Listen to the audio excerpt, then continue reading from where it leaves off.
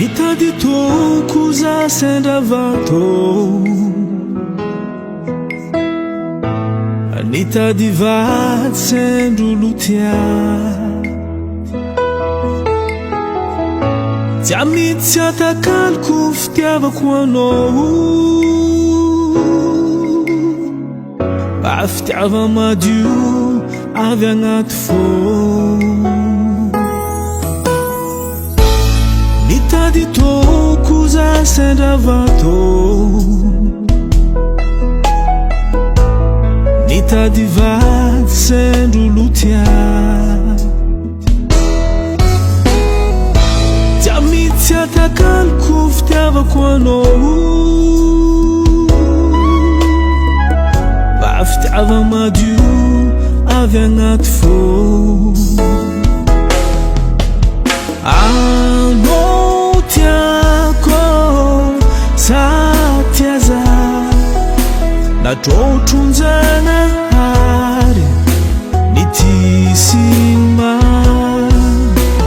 Anao tiako vadiko, zaho vadinao, tsy voasarako olombelo, fitiavantsika koa tegna maro.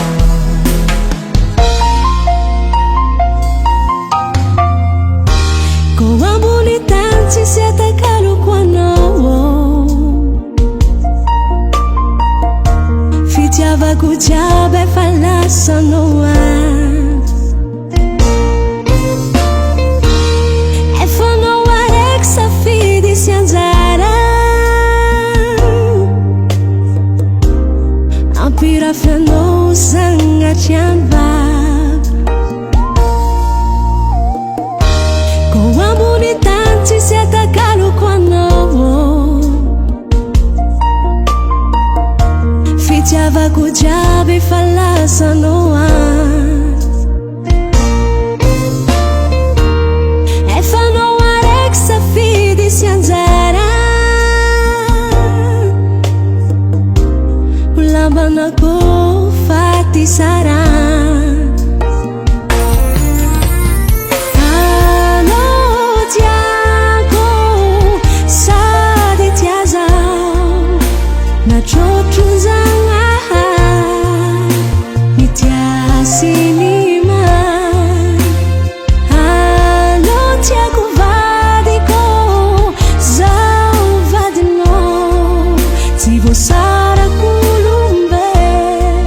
Fitiavantsika koa tegna matotro. Onko fambeko fitiavako anao, ke tsy anagnako egna maso. Ho lasa vadinao fagniriako, ho mandraky zay ny fiarantsika.